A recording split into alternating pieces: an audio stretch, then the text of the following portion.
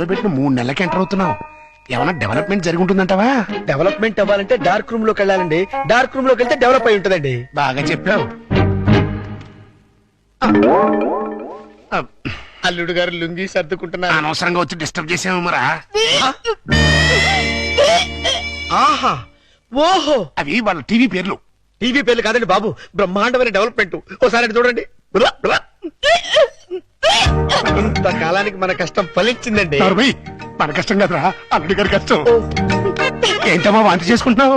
మీ అల్లుడు గారి కనుక అయిపోయిందిరా, మనం అనుకున్నంత అయిపోయింది. అల్లుడు గారు కంగ్రాచులేషన్స్ అయ్యా. ఇప్పుడు నువ్వు నాకు నచ్చావు. అల్లుడి విషయం ఏంటో చెప్పు. ఆహా, ఏం తెలియనట్టు నన్ను పాపం చేస్తూ. ఇప్పుడు చేయడం ఏంటి? ఎప్పుడో చేశాగా. ఇప్పుడు మళ్ళీ ఫ్రెష్ గా చేస్తున్నావు కదా. ఏంటి మాట్లాడేది? ఇంకా ఏంటంటారంటే అక్కడ ప్రేమ గారు ఇంకా 6 నెలల తర్వాత మన ఇంట్లో అంటే నెల తప్పింది. హలో, నేను నెల తప్పలేదు, వారం తప్పలేదు. మరి వాంతి? మీ అల్లుడు గారు వండిన వంటలు తిని వాంతులు చేసుకుంటున్నాను. ఏం వేశారు ఆ కూరలో? కడుపంతా దేవేసింది. ఇదిగో నన్నేమన్నా ఊరుకుంటాను, నా వంటకి పేరెట్టామంటే మాత్రం ఊరుకునేది లేదు. వంటలో గొప్ప వంట 30 వాంతులయ్యాయి. ఏ అటువైన గడ్డే తినుంటావు? మీలా గడ్డి తోడు తినే లక్షణాలు మాకు లేవు. అంటే నేను గడ్డి తోడు తింటానా? ఎస్. ఇదిగో లేడీస్ సార్, లేడీస్.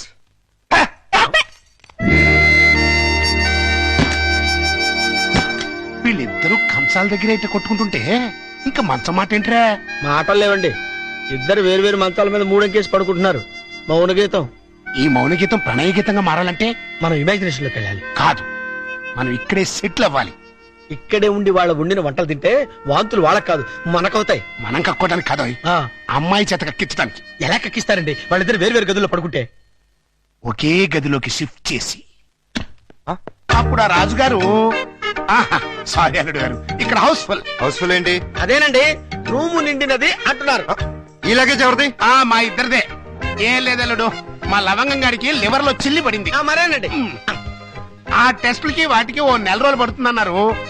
హాస్పిటల్లోనూ లాడ్జిలోనూ ఉంటే నువ్వు ఫీల్ అవుతావని ఇక్కడికి తీసుకొచ్చేసా. మీరిద్దరు ఇక్కడ పడుకుంటే నేను పప్పి ఎక్కడ పడుకో? నేను పిల్లలు ఇక్కడ పడుకుంటాం, మీరు వెళ్ళి ఆ గదిలో పడుకోండి. ఆ గదిలో ప్రియా ఉందిగా. ఉంటే ఏమైంది? మీరు మమ్మీ డాడీ లేగా ఓ చోటు పడుకోవచ్చుగా. విన్నావా లవంగం, పిల్లలకి ఎలాంటి డౌట్లు వస్తున్నాయో? కాన్వెంట్ చదువులు, కంప్యూటర్ బ్రెయిన్లు, టోటల్ గా జనరేషన్ ఫాస్ట్ అయిపోయింది. ఫాస్ట్ డాడీ, ఆ రూమ్ లో మమ్మీ ఒక్కచండి, వెళ్ళి అక్కడ పడుకోవచ్చుగా. నిజం చెప్పు, ఇన్ని డైరెక్షనేగా? కాదు, ఈవీవి సెక్షన్ డైరెక్షన్. ఆహా, మాకు తెలుసు గాని ఒక్కసారి అలా బయటకు వస్తావా? అమ్మా, ఆశ దోశ అప్పడం. బయటకు వస్తే ఏం జరుగుతుందో నాకు బాగా తెలుసు. ఏం జరిగినా ఇక్కడే పిల్లల ముందే జరగాలి. డాడీ, మమ్మల్ని డిస్టర్బ్ చేయకుండా నువ్వు వెళ్ళి అక్కడ పడుకో. తాతయ్య మాకు మంచి కథలు చెప్తున్నాడు. ఆ తర్వాత ఆ రాజుగారు ఏం చేశారంటే 7 కొడుకుల్ని తీసుకుని వేటకి సరే అబ్బాయి గారు, ఈ సోఫా నేను కబ్జా చేశాను.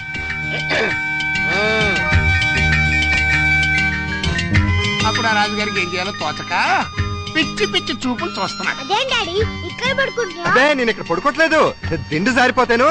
నేను మమ్మీ గదిలో పడుకుంటున్నాను. ఏం కావాలి ఈ టైంలో వచ్చారు? అదేంటి తలపేస్తున్నారు? 1 నెల రోజులు ఇక్కడే పడుకుంటాను పిల్లల కోసం. వాట్? ఏంటండి, ఏంటి మీ ఉద్దేశం? దురుద్దేశం ఏం లేదు, కంగారు పడకో. మా మామయ్య లవంగం 1 నెల రోజులు ఇక్కడే తగలెడతారంట.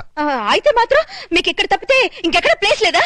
ఉంది, కానీ మన ఇద్దరం ఒకే రూమ్ లో ఎందుకు పడుకోవట్లేదని పిల్లలకు డౌట్ వచ్చింది. అందుకని నా పక్కన పడుకుంటారా? కాదు, ఈ పక్క పడుకుంటాను. మీరు ఏ పక్కన పడుకున్నా ఈ రూమ్ లో ఉండడానికి వీల్లేదు. ఏ నువ్వు కంట్రోల్ తప్పుతావని భయమా? చిచి చిచి, నేను చాలా నిగ్రహంగా ఉంటాను. మరి ఇంకెందుకు అబ్జెక్షన్? నువ్వేంటో నాకు తెలుసు, నేనేంటో నీకు తెలుసు. హ్యాపీగా పడుకో. Good night. లవంగం తలుపేసుకుని కట్టయింది, అక్కడ ఇంకా బయటకు రాలేదురా. అంటే అమ్మాయి గారు గ్రీన్ సిగ్నల్ ఇచ్చేసినట్టున్నారు. అయ్యో సార్, సార్ నలిపింది సారీ రా. సారీ తర్వాత ముందా గదిలో సీన్ చూడండి. చనమ్మి, అమ్మాయి అల్లుడు కలిసి ఉంటే చూడమంటావా? కళ్ళు పేలిపోతాయి. వాళ్ళేదో కింద మీద పడుతూ ఉంటారు. కింద మీద పెడితే పర్వాలేదు, కింద ఒకళ్ళు మీద ఒకళ్ళు పడ్డారు. రండి చూపిస్తాను.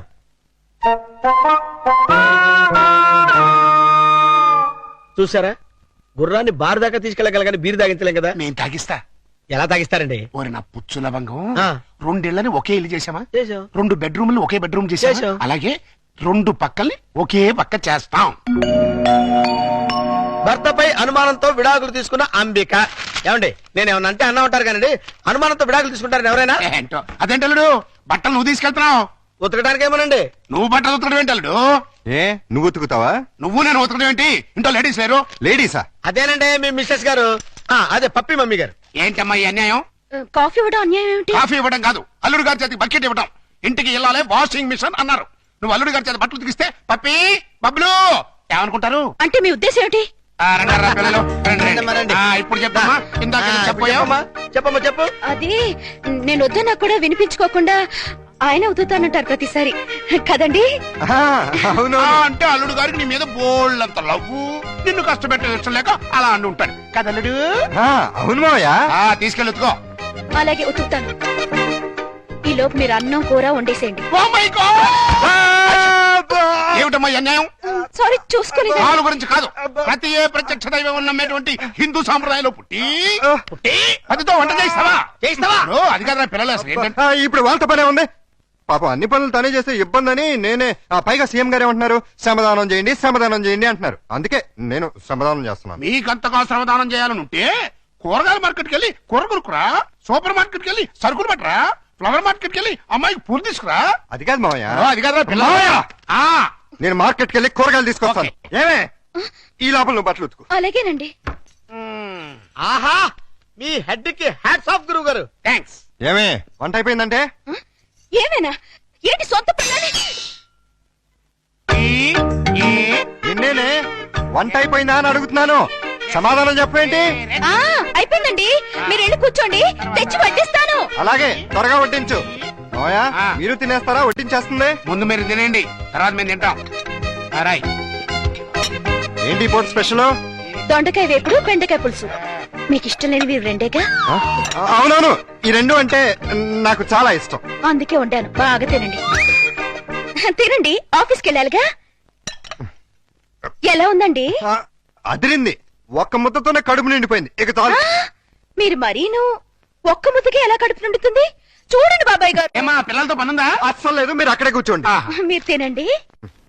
ఏమండి బయలుతున్నారా? అవును, ఏ షూస్ ఎవరైనా తొడమంటారేమోనని. అక్కర్లేదులే. అయితే ఇంతవరకు సెటిల్ చేసేయండి. ఏంటది? ప్యాంటుకి 150, షర్టుకి 120, లుంగికి 90, టవల్కి 50, కర్చీఫ్కి 25, అన్నం వండినందుకు 100, బెండకాయ పులుసుకి 50, దొండకాయ వేపుడికి 75, వడ్డించినందుకు 100, కంచం కడిగినందుకు 150. ఏంటిది? బట్టలు ఉతికినందుకు, వంట చేసినందుకు బిల్లు. మరి ఇంత 5 స్టార్ హోటల్ లో కూడా ఇంత ఉండదే? ఉంటే నాకేంటి, ఉండకపోతే నాకేంటి, నా రేట్ అది. ఇవ్వండి. గొప్ప కేసు తగిలిందిరా బాబు. నైట్ భోజనం కూడా నన్నేమంటేమంటారా? వద్దులే తల్లి, ఇంకా నీ చేతులతో మంచి నీళ్ళు కూడా ఇవ్వద్దు. అయ్యో